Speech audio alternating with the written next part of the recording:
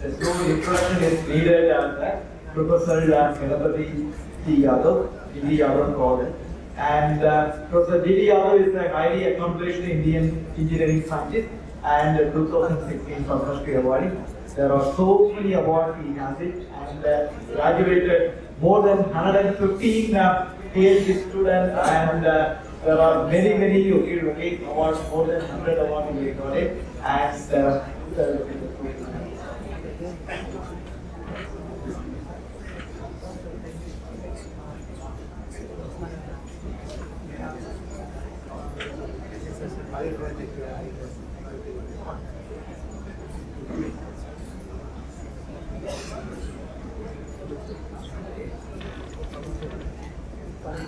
Thank you very much, Shiva. I have a very difficult task because most of you have taken some few meal, maybe in the transport, so I have to bring you out of it.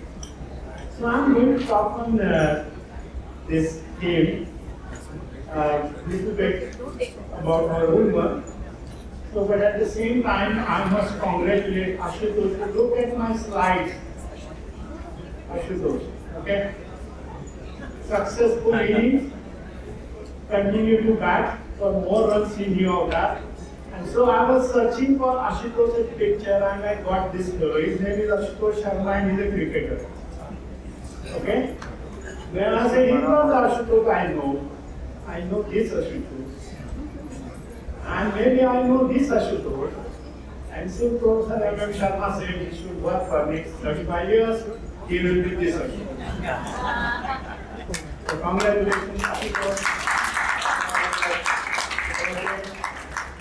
Alright, so let me go back. You have seen what happened, and I was not sure whether I would be able to come here and give this talk. Mumbai, this is a picture from yesterday. Mumbai, majorly day before yesterday. Rather, number 1 and number 4, these are Mumbai pictures. At the same time, Assam, this happened this year, and also in June, Assam will happen this year. That means climate change is real. And this climate change has affected everybody across the world, whether it is United States, Canada, you can see the fires there, a lot of fires in California, it is every year. So climate change is real, whether the president agrees or not. At the same time, you see this is another picture. And one of the things here is there is a place called Death Valley in California. The temperature, average temperature is above 50 degrees Celsius. Nothing wrote there. Nothing wrote there. That is, and the name is Death Valley. And at the same time, our farmers are known to burn their aggregates, which is actually a wealth. And this number is staggering. It is 100 million metric tons per annum. Out of 500 million metric tons aggregates which is produced in India. And look at this slide. Before the pandemic, the CO2 concentration was 410 ppm. I know that during the pandemic we did not do any activity, but still we are at 2 ppm. In January 2021, it was 412. In May 2022, all economic activity was restored. It was 418 ppm. And on August 19 this year, it was 425.58 ppm. That means climate change is real. Carbon dioxide is being emitted. And see this particular date, March 7 this year, it was 430. So it is very huge concentration. And if you look at this figure, if the average temperature goes beyond 3 degrees from a given place, life will be unbearable for many biological species. So in 2023, we emitted 41.6 gigatons, that is related us, and next year also the same thing. Now look at this number. Since 2020 till today, 2024 last year, 37.4 gigatons of fossil carbon dioxide was emitted plus 4.2. So it's a huge number. So I'm going to provide a solution. At the same time, remember the so-called net zero goal which all governments are talking about, 73% of the countries only have it. 27.7 countries do not have it because either they are poor or less populated or they don't have technology.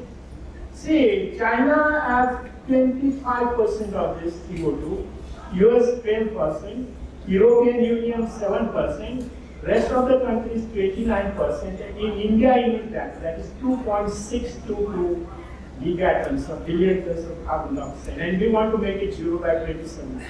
So I'm saying, question, why 2070, why not before that? It's like you have examination date, the students study previous day. The same thing is going to happen even in policy. And one of the reasons for this, because our economy is based on carbon. Either it is fossil carbon, and now we are talking about renewable carbon. So, we published a paper during COVID that how this is affecting the entire world. Whether it is fossil carbon or renewable carbon, it is carbon dioxide. When it is used as a fuel. So, carbon is the real source, is the culprit. So, carbon should not be a part of any fuel. That's what I'm saying. So here, net zero and sustainability, these are some of the things which we have been working, like hydrogen technologies. Carbon dioxide is to be taken as a new oil, okay, and decarbonization, biomass valorization, solid waste management, municipal solid waste 50% is carbon, waste plastic recycling, water resource management, circular economy and recycle engineering, biotechnology and systems engineering. So I'm saying everybody is talking on television, think positive, I'm saying think negative. Actually what I mean is think of negative, and that is carbon negative energy sources and material neutrality and recycle engineering. In 2047 when will be recursive, we will not have any virgin material. Everything has to be recycled. So we have to, whether we do catalytic or non-catalytic, it has to be recycled. So, net negative system, that is what I'm talking about, not net zero. I'm talking about net negative system. So, what is that? The earlier numbers I gave you, this is another thing, same thing. To have a neutrality, the so-called net zero by OECD countries, that means your CO2 emissions should be less than 10 gigatons, 10 billion. That is the one. That means you have to take out carbon dioxide from much money. Otherwise, we have no future. So this is another area. So 1.5 degrees Celsius temperature is 10 gigatons. You must come down to that. So now it is 41. You have to take down all that carbon dioxide. So what it means? There are 5 R's. One is refuse. If you refuse anything, for example, if you refuse water bottle, you save carbon dioxide. The first is refuse. Then is repurpose. You can use the same thing for another purpose, like the drugs are being done. Or reduce, reuse. But the last, most important thing is new outcome of chemical engineering is recycle engineering. In chemical engineering, everything will be recycled. So, in other words, what it means, it is the government policy which decides it. If the government policy is not right, then we can't do it. So, therefore, it has to be incentivized. So give incentive for recycle of anything, whether it is plastic or any other thing, recycle. So government policy and practical incentive, not like this.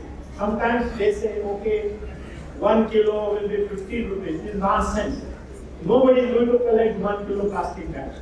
If you say per bag I charge you 20 rupees and you return the bag, digital economy, I will return your money 20 rupees. Or maybe somebody else, like a newspaper boy comes, another boy will come to your home to collect that, and he will take some, commission on it. So, in other words, what it means that recycle engineering will be the new name of chemical engineering, where physical, chemical, and biological rate processes will decide. And we talk about always rate processes, increasing the rate, minimizing the waste. That is what we do, and this will be a combination. So there is a tremendous case, and somebody said before me that they want to have a zero, waste, net zero waste in IIT. So there is a tremendous scope. So what in other words means that we have so many used panels, solar panels, wind turbines, whereas they have to be reused. So you have to have technology. Chemical engineering will play a very important role. The linear economy is gone. So in other words, Whatever is there, whether it's a co-product or byproduct, solid, liquid or gas, we have to use it as a feedstock or something. So that is a systems engineering. So yes, so what I am saying that you take a system, have a boundary, you will have material going in, material go out, only a useful will go out, or the rest of the things will be recycled. So whether it is carbon dioxide, waste biomass, plastic, municipal solid waste, or anything else, that has to be reused. So that is the net looking loss. Another interesting part I say that is hydrogen, because I've been working in this area for a number of years now. Hydrogen, although colorless, it has got many colors because of the technology. So you may have brown hydrogen based on coal, or grey hydrogen for refining and using it, or blue hydrogen, turquoise hydrogen, which is methane pyrolysis. Green hydrogen, pink hydrogen, where they use nuclear energy, and white hydrogen, which is available naturally. So that they found in Mali. And you see the carbon dioxide tonnage there. Brown hydrogen is 19 tons per ton. Grey hydrogen, 11 tons per ton. And you go on the right hand side, these will be the important thing. Blue hydrogen means 90% of the carbon dioxide must be recycled, sequestered, or CCU, or convert that into something else. So this is what important thing is, that hydrogen will have a great future. And some of these numbers are very interesting. In these numbers, it is blue hydrogen and green hydrogen. People have said 25, 75, 50, 50, etc. The numbers vary between 287 to 830 billion metric tons. In other words, by 2050, the hydrogen economy will grow. So in our case, we call it a new trinity, Brahma, Vishnu, Mahesh. That is solar energy, wind energy, and hydrogen. And I give hydrogen the prime place. There was the Sanskrit word meaning day. Hydrogen, because I don't get materials from solar and wind, but from hydrogen I can get. I can make any hydrocarbon. So green hydrogen will be the savior of the world. So look at this another interesting statistic. Since we started using renewable energy, by 2050, 73% of the energy will be renewable energy. Okay, that is say 49,000 terawatt hours. My advice to the government is at least 20% of this should be great by energy. We should be an energy exporting nation. We should have policies to promote our industry and not curtail the enthusiasm of our industry. And remember, by 2050 there will not be any crude oil. Either it will be exhausted or the technology will not be good enough. That will be $400 barrel. That is another thing. And this was named in Rajya Sabha by Honorable Nitin Gadkari. Let's see how it's done. So this was mentioned in Rajya Sabha. So anyway, so what we have done in integrated cycle, carbon dioxide refinery. This is net negative thing. So what we have done in that. So from carbon dioxide we can go to methanol, dimethyl, formic acid, and all sorts of other things. So one success is this, carbon dioxide to methane and hydrocarbons. So again it is supported by ONGC, and we can make hydrogenated methane or SNG, no need to add hydrogen to natural gas. That is one. Another is CO2 to dimethyl ether. We have done it because it's a good substitute for LPG and diesel. So infrastructure of LPG can be used. We have patented, and I have got now collaboration with Yadav biorefineries because they produce 500 tons of carbon dioxide per year from them. And so these are the CO2 to DME catalysts we have developed different factors. Also CO2 to methanol, 5 tons per day plant we are going to build. So you can see that the variety of things we did on that, and these are all net negative, which I am talking about. So kind of catalyst we develop. I won't go into the details of that. Also formic acid. So ultimately the so-called methanol economy. Methanol is a very good feedstock for chemicals. A variety of chemicals can be made. Same is the case with dimethyl ether. And so we have published on that. So dimethyl ether is a very good also feedstock for any. And so another thing is biomass should not be used as a fuel. That is another thing. Biomass is a bad idea because 1 kilo crude oil gives me 32 megajoule of fuel plus 0.2 kg of chemicals.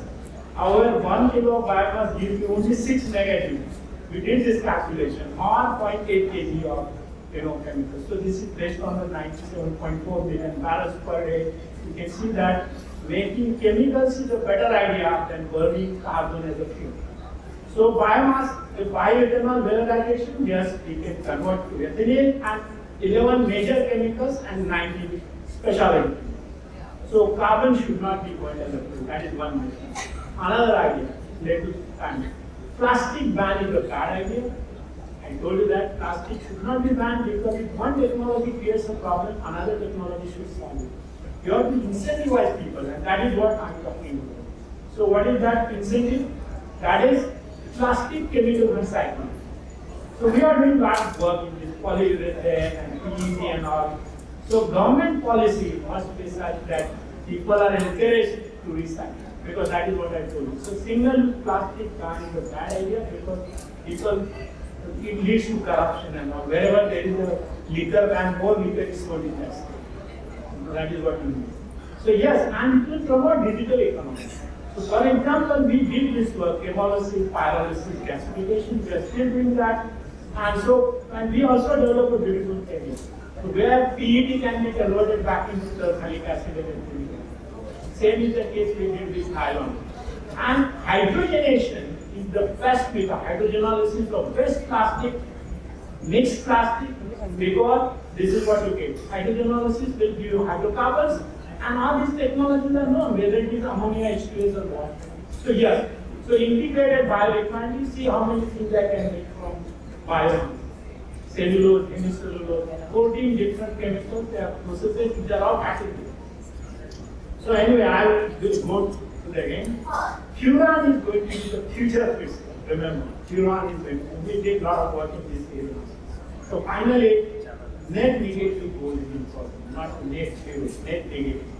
And so we can talk about green economy, bioeconomy, green hydrogen, whatever we say. So United research excellence, industry capability, supportive policy, government policy matters everywhere.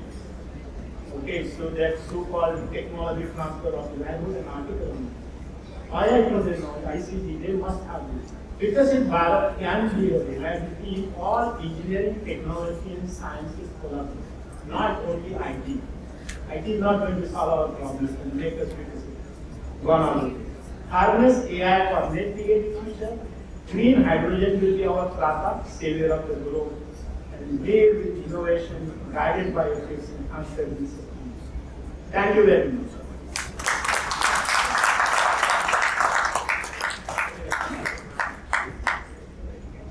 Thank you so much, sir, for the inspiring talk.